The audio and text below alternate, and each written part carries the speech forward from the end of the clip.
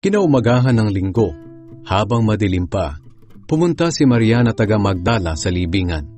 Nakita niyang naalis na ang batong nakatakip sa pintuan nito. Kaya tumakbo siya at pumunta kay Simon Pedro at sa tagasunod na mahal ni Jesus. Pagdating niya sa kinaroroonan nila, sinabi niya sa kanila, "Kinuha nila sa libingan ng Panginoon at hindi namin alam kung saan dinala." Kaya tumakbo si Pedro papunta sa libingan kasama ang nasabing tagasunod. Pareho silang tumakbo, pero mas mabilis ang isa kaysa kay Pedro. Kaya nauna itong nakarating sa libingan. Yumuko siya at sumilip sa loob ng libingan.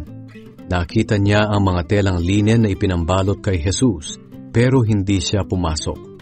Kasunod naman niyang dumating si Simon Pedro at pumasok siya sa loob ng libingan. Nakita niya ang mga telang linen, maging ang ipinambalot sa ulo ni Jesus. Nakatiklop ito sa mismong lugar nito at nakahiwalay sa iba pang mga tela. Pumasok na rin ang tagasunod na naunang nakarating at nakita rin niya ang mga ito. Kahit na hindi pa nila nauunawaan ang tungkol sa sinasabi ng kasulatan na si Jesus ay muling mabubuhay, naniwala siya na muling nabuhay si Jesus.